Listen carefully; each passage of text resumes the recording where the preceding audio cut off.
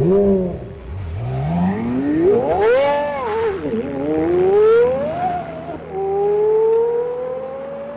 you think tires are probably the most important part of the vehicle?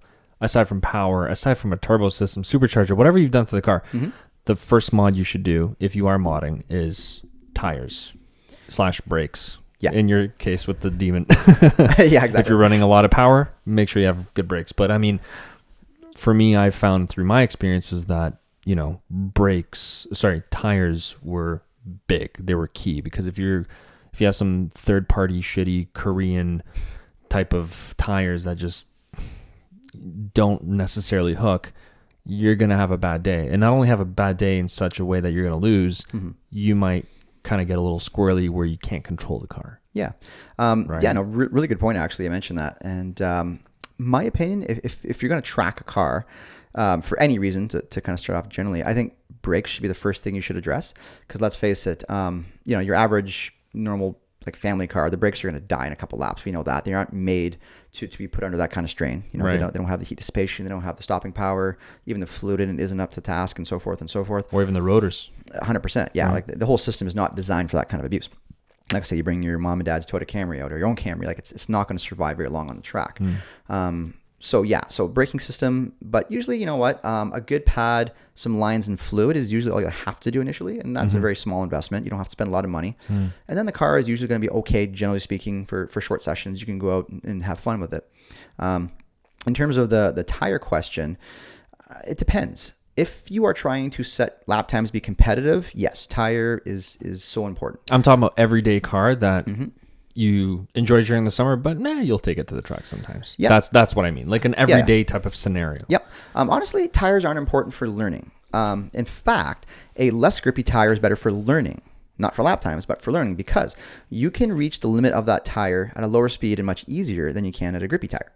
Because the whole point is, it doesn't matter how fast you drive a car. It's learning how our car drives at its limits. Right. Like, for example, a funny example actually is like my Alfa Romeo 4C and the Camaro ZL11LE. Obviously, I have lots of experience in the 4C. I haven't driven my personal Camaro on track yet, but I've driven lots of clients, and we did episodes on them and stuff, so I have a lot of experience in it. The funny thing is, the 4C has like a lower limit in terms of lap time than the Camaro, obviously, but the 4C is a way harder car to drive at 10/10 than the Camaro is, right? And regardless of tires or anything, but just because of the dynamics of that vehicle. It's short wheelbase, mid-engine. Right, it's a tiny little car. Exactly. The Camaro's a big boat, right?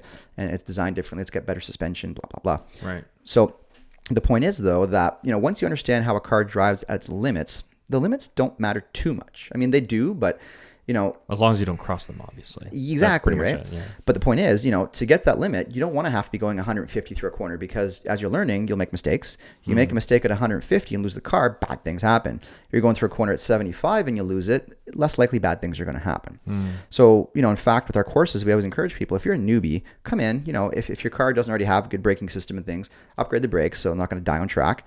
But other than that, no, keep the street tires, right? Because they'll last longer than a track tire too in terms of tread wear, so you get more life out of them.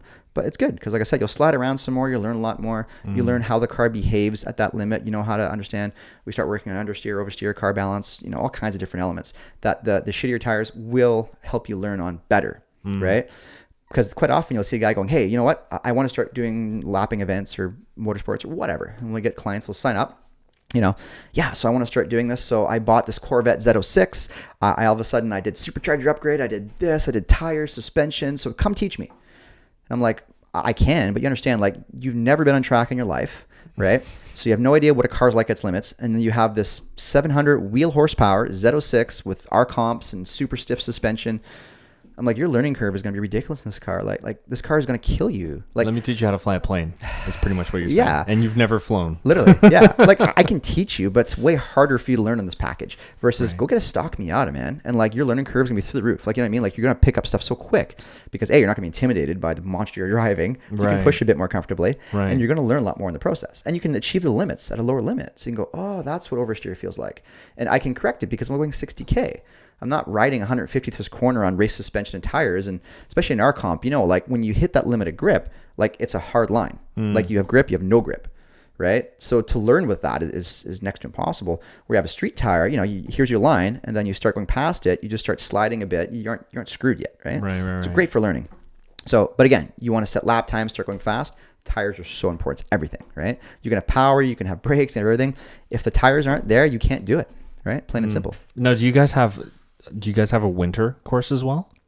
We usually do some stuff up in Minden. This year we didn't because COVID just killed everything. Yeah. But usually we do a couple of the days up in Minden on the ice track. Okay. So yeah, we'll go up there and we'll teach people about car control and have fun and slide around at 20 kilometers an hour on the ice, and it's so much fun. Yeah, that's where I learned is just empty parking spaces, and that's how I learned oversteer, understeer in winter conditions. So I'm not sacrificing brakes and tires. I'm just literally having fun. But you learn so much just by playing. Yeah. And it's crazy. Then you know exactly what to look for in the cars that you're driving. I mean, in my case, I drive multiple here and there, but even in your own car, when you're driving it through the summer, you'll learn as soon as you start feeling a little bit of that limit starting to like go when you're going on ramp, like, okay, I know it's there. I gotta ease off a little bit, right? Yep. No, that's a really good point, because you can't replace experience. No. So it's like you said, you go out and you play with it and go, oh, that's understeer, oh, it's oversteer. As long as you do it in a safe way, like I said, that's king, right? Yeah. So, the best mod is a driver's mod. 100%. Right? Because I 100%. can't, and I'm assuming you've seen the same thing. I can't tell you how many times I've seen, for example, I have a friend who loves go-karting, who is, his goal this year is to take his S2000, and his is, it's not stock, but the engine is. Right. So it's still a natural aspirated 2 liter. It's the AP1. AP1, yeah. And he wants to crack, I think, 119. Yeah. And I think he's running a 120 or 121 on an S2. Yeah. Which is crazy, because then you mentioned your 4C, you ran a 119. I'm like, that's pretty close. I mean, still seconds away. Yeah. Right. But it's, the best mod is a driver's mod, because you'll have, I've seen guys get, in a GTR on the DDT track getting overtaken by guys that are just like, wait, that's like a third of the power. Yeah. But they're still getting blown away. Yeah. Right. Oh, yeah. So if you don't know how to drive, I think that's a great and wise investment, and especially on a day-to-day basis, because it'll make you a better driver during the day. 100%. It'll make you more aware of your surroundings. Yes. And situational awareness is everything, whether it's street driving, track driving, and we teach that specifically in the course, right? Right.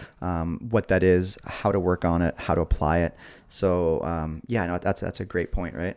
And but even the driver mod, like you said, that is everything, right? Whether it's being safe, whether it's being fast, whether it's being consistent, because that's part of racing too. Yeah. And it's all down to the driver, because I mean, you can be given like the perfect track weapon, but if you don't know how to wield it, well, what's the point, right?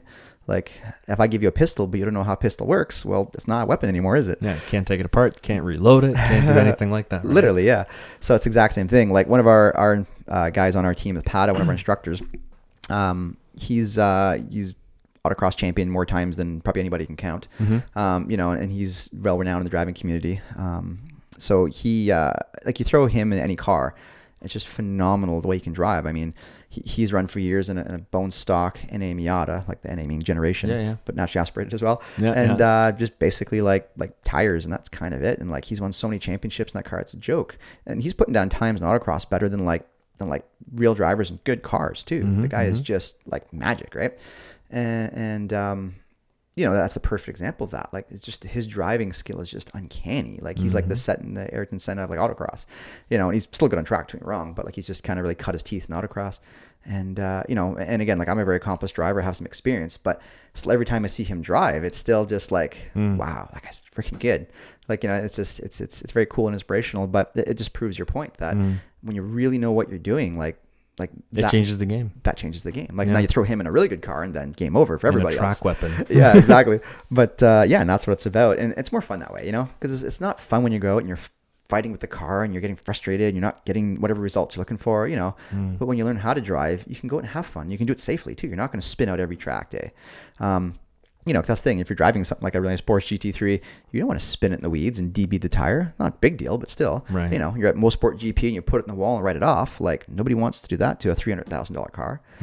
But again, if you know what you're doing, you can go out and have fun and knock on wood, you bring your car home. Right. In one piece.